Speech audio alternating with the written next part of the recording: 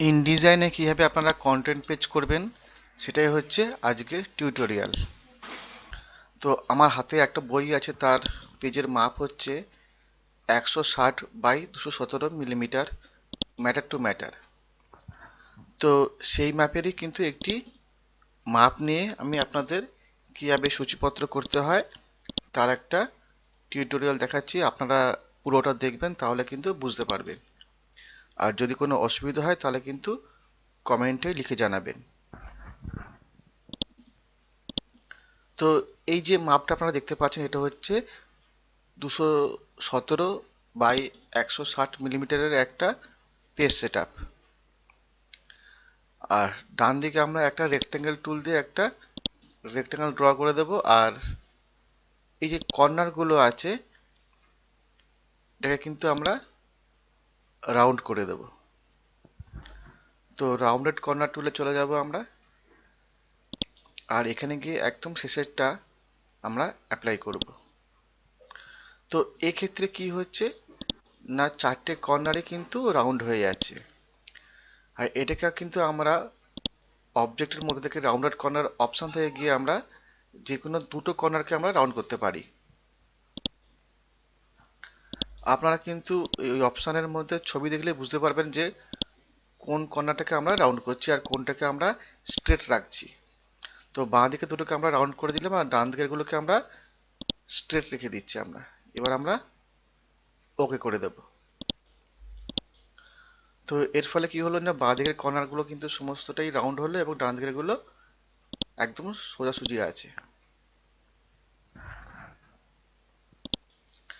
এবার আমরা কি করব না, কালারটা অন করে নেব। আর এই যে রেক্টেঙ্গেলটা আমরা করলাম, এর মধ্যে কিন্তু আমরা একটু হালকা গ্রে কালার ফিল করব। তার জন্য আমরা কি করব, একটা নতুন সোয়াচেস করে নেব। আমরা ব্ল্যাক কালারের উপরে ক্লিক করে একটা নিউতে ক্লিক করব। এর ফলে কিন্তু ব্ল্যাকের একটা কপি হয়ে যাবে। আর তারপর আমরা ডবল ক্লিক করব, আর এখানে ব্ল্যাক যে 100% যে ব্ল্যাকটা আছে ওটাকে একটু কমিয়ে দেব। এবার যতটা দরকার ততটা আপনারা করবেন, তারপরে আপনারা ওকে করে দেবেন। এবার আমরা ড্র্যাগ করে রেক্টেঙ্গেলের মধ্যে ছেড়ে দেবো এবং সেটা কিন্তু ফিল হয়ে যাবে। আর আউটলাইন যেটা আছে ব্ল্যাক, সেটা কিন্তু আমরা অফ করে দেব। এই যে ব্ল্যাক আউটলাইনটা আছে এটাকে আমরা নান করে দেব। এর ফলে কিন্তু রেক্টেঙ্গেলটা শুধুমাত্র গ্রে কালারের ফিল হয়ে আছে। আর এবারে আমরা টেক্সট টুলে চলে যাব, আর এখানে আমরা কন্টেন্টটা টাইপ করে নেব। আমরা টেক্সট টুলে গিয়ে ড্র্যাগ করে টেনে নেব।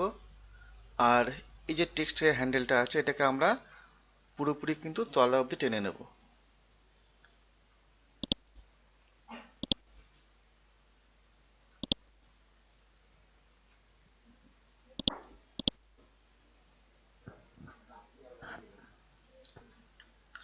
আমরা লিখব সিরিয়াল নাম্বার, আর ফন্টটাকে কিন্তু আমরা চেঞ্জ করে এরিয়াল করে দেব।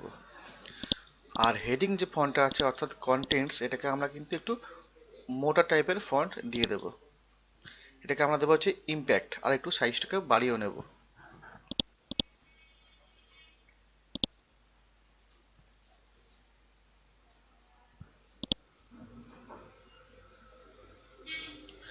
এবার আমরা কি করব না, সিরিয়াল নাম্বার লেখার পরে কিন্তু একটা ট্যাব প্রেস করব, তারপর লিখব টপিক, তারপরে আমরা ট্যাব প্রেস করব, আর আমরা ট্যাবটাকে অন করে নেব। আর এর শর্টকাট হচ্ছে শিফট কন্ট্রোল টি।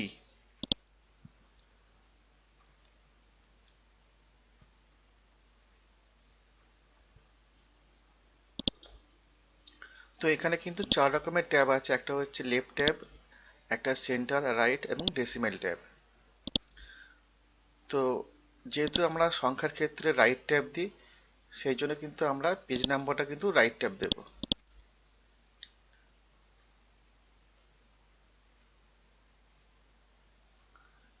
যখন আমরা দ্বিতীয় লাইনে টাইপ করব তখন কিন্তু এখানে কিন্তু আমরা আবার নতুন করে একটা ট্যাব সেটিং করব, অর্থাৎ একের পর যে গেটিং স্টার্টের যে লেখাটা আছে সেটা কিন্তু আরেকটু আমরা বাঁ দিক দিয়ে শুরু করব এবং সেটাকে আমরা লেফট ট্যাব দিয়ে নেব।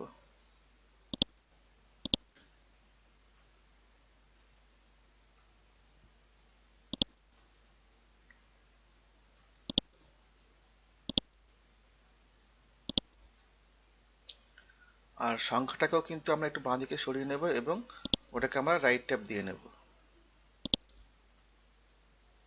সুতরাং ওপরের লাইনটা হচ্ছে একরকম ট্যাব আছে, আর নিচের লাইনটা কিন্তু একটু অন্যরকম ট্যাব আছে। দুটোকে কিন্তু একসঙ্গে সিলেক্ট করে ট্যাব দেবেন না।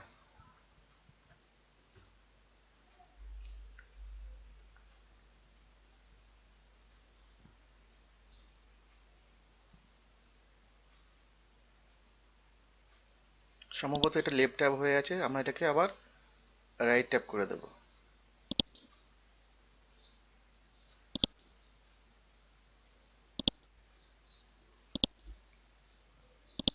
তো আপনারা দেখতে থাকুন, আর যারা আমার চ্যানেল নতুন তারা কিন্তু অবশ্যই সাবস্ক্রাইব করবে, কেননা আমরা ইনডিজাইনে কিন্তু অনেকগুলো ভিডিও আমরা পাবলিশ করব। তো আপনাদের শিখতে হয়তো কোনো অসুবিধা হবে না।